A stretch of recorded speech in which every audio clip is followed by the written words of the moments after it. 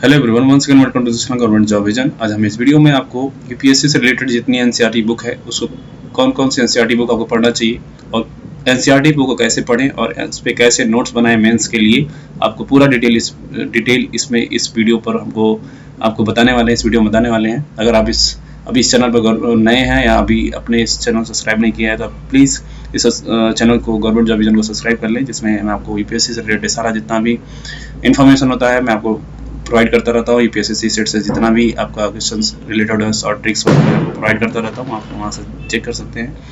आज हम इस वीडियो में मुझे एक न्यू एस्पायरेंट के द्वारा एक कमेंट मिला था। उन्होंने बोला था भैया एनसीईआरटी कहाँ से स्टार्ट करें, समझ नहीं आ रहा है। ये एक जेन्युइन प्रॉब्लम है, क्योंकि जब मैंने स्टार्ट किया था प्रिपरेशन यूपीएससी के लिए तो ये जो प्रॉब्लम था मेरे साथ भी था, इसलिए मुझे ये प्रॉब्लम इनका जेन्युइन लगा। इसलिए मुझे इस वीडियो को बनाना सही लगा कि मुझे ये वीडियो को अगर हम बनाते हैं तो बहुत सारे न्यू एस्पायरेंट को काफ़ी मदद मिलेगा, उनको समझ में आएगा और वो आराम से इससे गाइड होके अपना जो भी प्रिपरेशन है उसको आराम से कंटिन्यू कर सकते हैं। तो आपका बहुत ही मोस्ट वेलकम कि आपने आपने ये जेन्युइन प्रॉब्लम पूछा और मैं आपको वन बाई वन करके आपका जो क्वेरीज है इस वीडियो में आपको एक्सप्लेन कर दूंगा। आपको जो भी डाउट होगा आपका क्लियर हो जाएगा। ठीक है, देखिए पहली बात है एनसीईआरटी बुक आपका जो इसमें मैंने एनसीईआरटी बुक आपको बहुत प्रेफर करना चाहिए। जो मैं प्रेफर करता हूँ वही आपको बताने की कोशिश कर रहा हूँ। आपका जो लेवल होगा उससे आप थोड़ा ऊपर नीचे कर सकते हैं, मैं आपको सारा डिटेल बताते चल जाऊँ। पहला आपका आता है मेन इंपॉर्टेंट, आपका आता है इकोनॉमिक्स का सेक्शन इतना इंपॉर्टेंट होता है क्योंकि आपका जो पेपर बन रहा है इकोनॉमिक्स का आप जो वेटेज है डे बाई डे पहले भी था और बढ़ते जा रहा है, इसलिए आपको इकोनॉमिक्स का एनसीईआरटी बुक भी पढ़ना चाहिए। कुछ इंपॉर्टेंट पीडीएफ भी पढ़ने चाहिए। इसके साथ आपको स्टैंडर्ड बुक पढ़ना बहुत जरूरी हो जाता है इस इकोनॉमिक्स को समझने के लिए। ठीक है, देखिए एनसीईआरटी बुक पढ़ने के लिए 11th की एनसीईआरटी बुक आती है आपकी, 11th की और 12th की एनसीईआरटी बुक आती है। मैं आपको पिक्चर वाइज भी बता दूंगा जिससे आपको समझने में आसानी होगी। देखिए 11th की एनसीईआरटी बुक जो है ये आपकी 11th की एनसीईआरटी बुक है। ठीक है, 11th की एनसीईआरटी बुक है इंडियन इकोनॉमिक्स डेवलपमेंट। ये बुक आपको एक ही पार्ट मिलता है और इसको पढ़ना बहुत, क्योंकि इसमें बेसिक आपका इकोनॉमिक्स का दिया रहता है, यहाँ से क्वेश्चन काफी पूछे जाते हैं, इसलिए इसको अच्छे से रीड करना बहुत जरूरी है। ठीक है, और यहाँ पे देख रहे होंगे 2 एनसीईआरटी दिया है। ये 12th की एनसीईआरटी है। 12th की एनसीईआरटी है। पहला है आपका ये माइक्रो है, ये माइक्रो है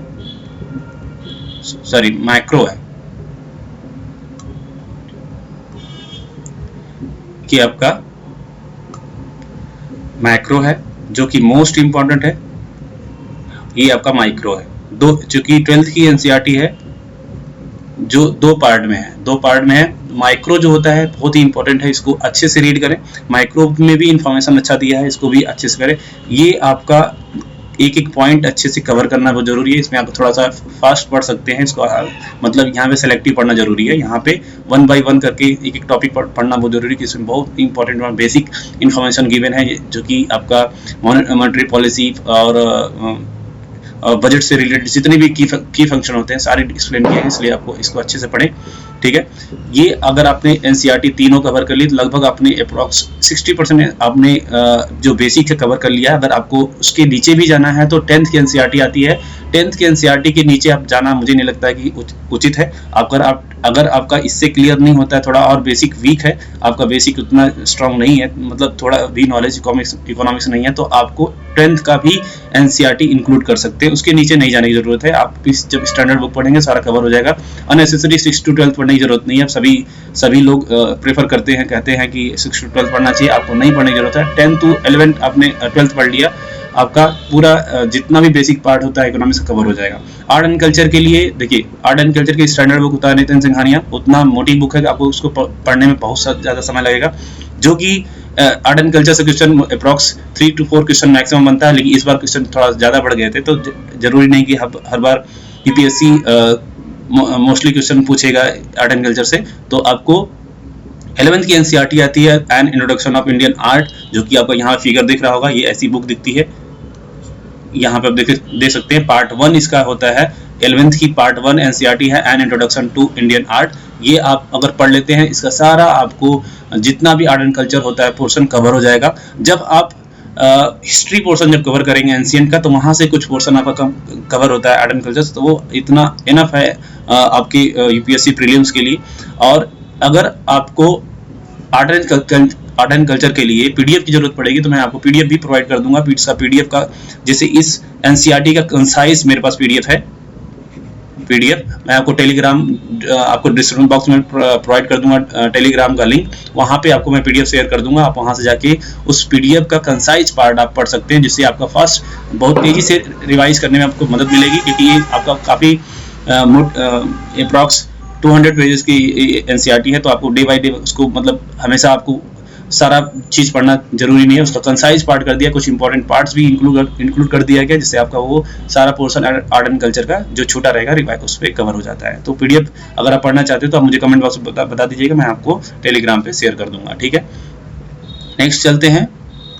नेक्स्ट अब देखिए, नेक्स्ट जो आपका एनसीईआरटी बुक है जियोग्राफी के लिए। जियोग्राफी के लिए अगर आप 11th और 12th की एनसीईआरटी कर लेते हैं जियोग्राफी की, 11th और 12th की एनसीईआरटी जब आप कवर करेंगे, अप्रॉक्स आपका बेसिक जितना जियोग्राफी का से रिलेटेड बेसिक्स नॉलेज होते हैं, की पॉइंट्स या बेसिक डिफिनेशन होते हैं, कवर हो जाते हैं। अगर आप उसके बावजूद आपका जियोग्राफी पे अच्छा पकड़ नहीं हो रहा है तो 10th की एनसीईआरटी भी पढ़ सकते हैं, क्योंकि इसमें क्या होता है कि मैप बेस्ड आपका सारा पॉलिटिकल और फिजिकल चीज कवर होता है, तो इसको भी पढ़ सकते हैं। आपको 6 to 12 इसमें भी पढ़ने की जरूरत नहीं है कि आपको 6 to 12 एनसीईआरटी पढ़ें। आपको 10th आपने पढ़ लिया, 11th पढ़ लिया, 12th पढ़ लिया, इतने जितने भी आपका पॉलिटिकल फिजिकल सारा चीज कवर हो जाएगा, उसमें इतने से आपका जो जियोग्राफी का बेस होगा स्ट्रांग हो जाएगा। उसके बाद अगर आप कोई बुक पढ़ना चाहते हैं, जो जेसी लियोंग की बुक आती है, उसको अगर अब इसके बाद इसको पढ़ेंगे तो अच्छे समझ में आ सकता है, और आप उसको वहां से सारा चीज 100% कवर कर सकते हैं, ठीक है।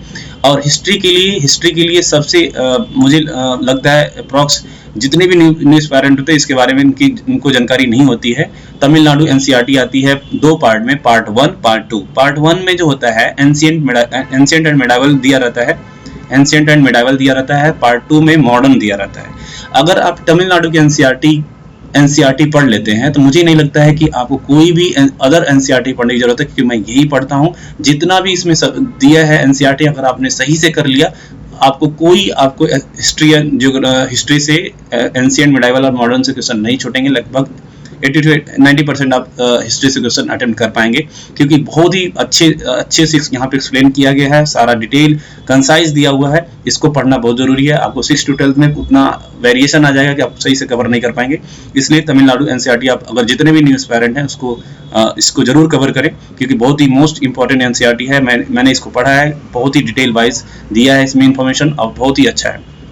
अगर आपको इसका पीडीएफ चाहिए तो मैं आपको इसका पीडीएफ ही प्रोवाइड कर दूंगा टेलीग्राम चैनल पर। अगर आपको चाहिए तो मुझे कमेंट बॉक्स में सजेस्ट जरूर कर दीजिएगा, मैं शेयर कर दूंगा, ठीक है। टेलीग्राम चैनल का जो आपको लिंक है वो डिस्क्रिप्शन बॉक्स में आपको मिल जाएगा, वहां से आप उसको ज्वाइन कर सकते हैं, ठीक है।